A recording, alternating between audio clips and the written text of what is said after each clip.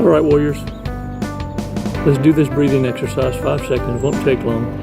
Just to get you in the right space, in the right frame of mind, and kind of put aside what happened to you maybe just recently or as the dots connecting, that you're able to pay attention long enough to be able to put away a piece of that soul tie. It's like cutting a strand. Or, in your logical mindsets, it's being able to, little by little, separate yourself from the feelings and fill it with the logic. That way you can make sense of it and realize this is how narcissists operate. They don't have a problem with it. Only you do. Now 5 seconds is going to keep us on track thinking in this way. Not allowing yourself to be triggered because you shut down. And what we want to do is keep it real. So what we do is experience it, because we all went through it, right? But the only way I can get you to realize how powerful it is for me to scratch your wound, offering the solution, and you get the aha being the remedy. Do the 5 seconds in your place of peace. You reach a point, eventually where you're able to do this on your own without the showmanship, right? That's not what it's about. It's just to get you to understand what it feels like. Because 5 seconds under duress can feel like a millisecond. Don't wait until you're in that position to not be prepared to know how to negotiate in your mind space so that you can take over the conversations. All right, come on, 5 seconds.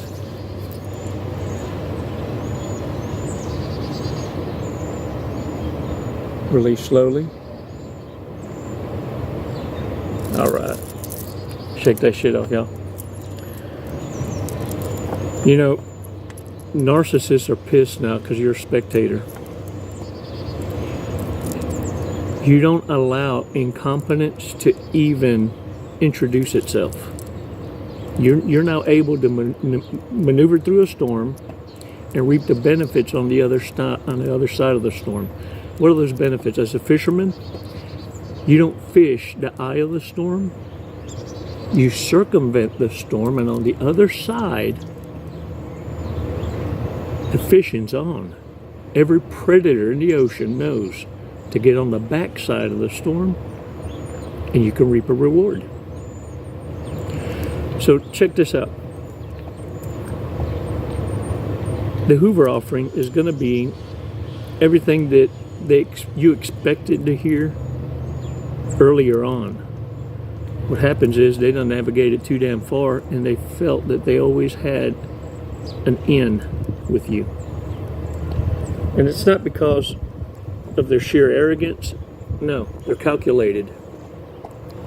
They future faked you a couple of times. They discarded you previously a couple of times. And you reacted more toward coming back harder and harder and harder. This is how they knew this is a perfect time for a monkey jump. I got them right where I want them.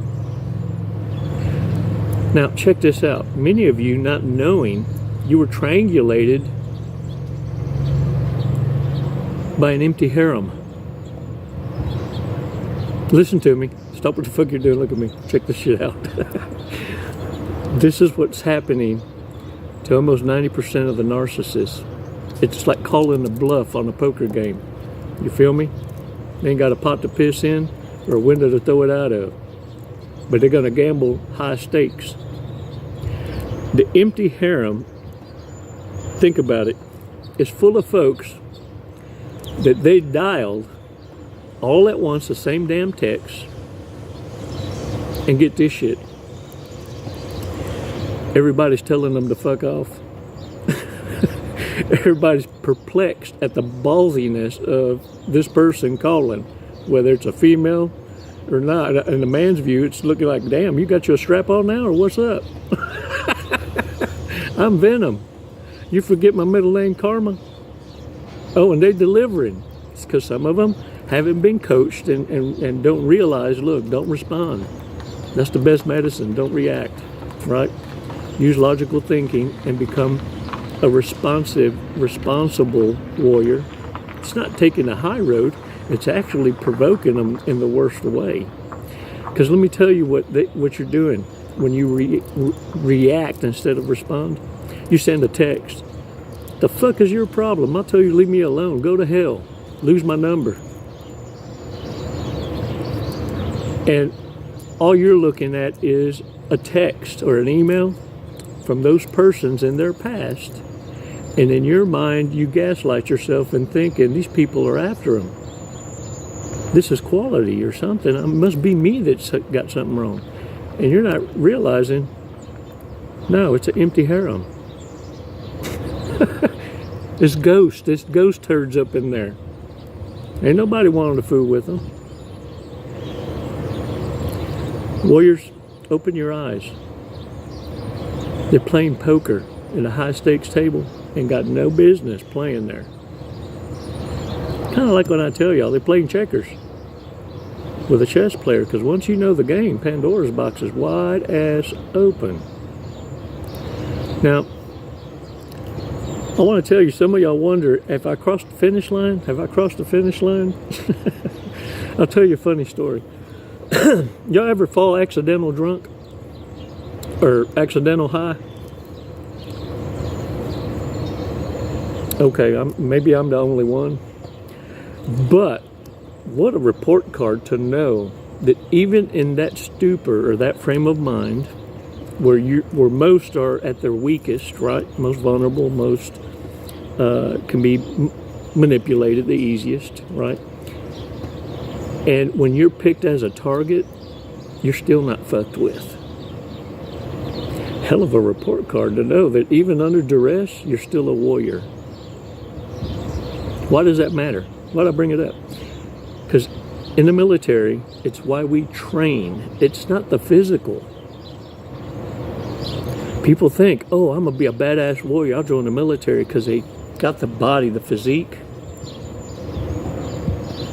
What they lack is the will and endurance. And even under duress, can you still follow through your target and continue to move forward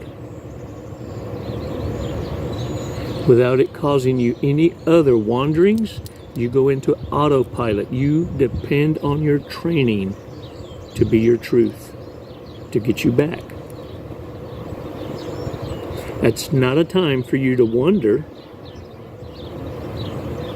I wish I'd have paid attention during the training.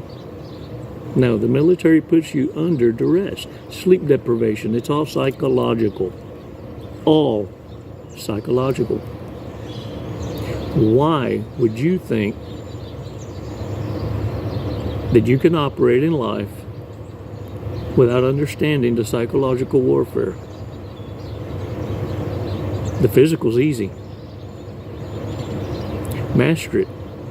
And understand part of the psychological warfare going on now, that's why I need you to use discernment, is because many of you, during these hard times that are coming, many of you gaslighting your damn selves around the world and aren't preparing,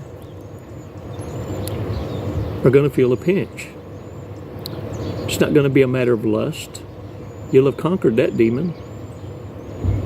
The next one's going to be desperation, under financial duress, tolerating each other because you ain't fixed your fucking picker.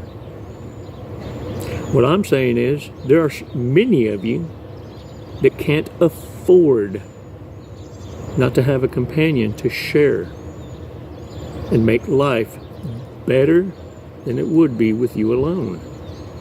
Don't allow that disparity to get you calling shots out of desperation, because that's what narcissists are going to do. They're going to wave that carrot, pretend to be the white knight, Captain Save-A-Ho. And got a whole lot of quit in them. The game is to take what you got and move on to the next. So warriors, fix your picker, and no, not everyone has the blessing to be able to have cultivated badass decisions that outweigh the poor ones and are in a position to take care of themselves.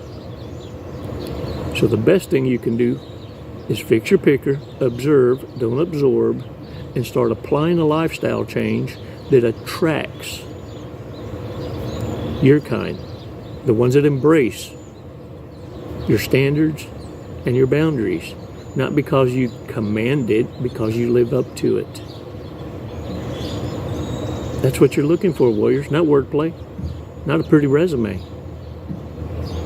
Actions.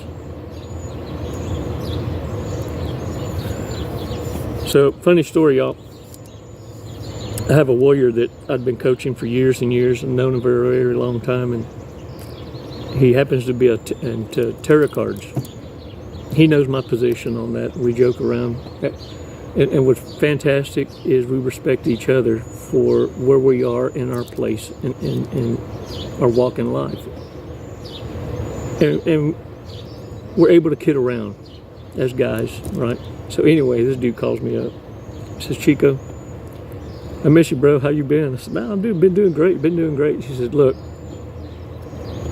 I just want to share with you, you might want to buy a lotto ticket. I said, dude, come on again. He said, no shit, man. I just took the liberty, and I just wanted to let you know, man, there's a lot going for you. And I just want, not that you have to. He said, but I know how you are. I said, dude, I'm glad you know how I am. So we laughed, right? We talked for a little while. I hung up. And I have to tell you, well, I bought $20 worth of tickets. Let's hope I hit it. So anyway, I just thought I'd share that with you. I thought it was hilarious. But wouldn't it be cool if it did hit? I was like, shit, that'd be the bomb. So anyway, look, we're all the work in process, aren't we? Have fun with it. Don't self-convict. Once in a while, learn to laugh. It's not always about grabbing it by the damn bootstraps. Especially when you can advertise. Ain't no stupid people allowed. Your vibration's going to speak. It's going to scream it. Every now and again, it does feel good to grab one narcissist by the ankle, swing them around, and knock another one out in front of you. I'm not saying this for everybody. Warriors, get out there, own it. Without a single word spoken, you're winning many battles. Proud of you. It's never goodbye. It's always until next time. Namaste.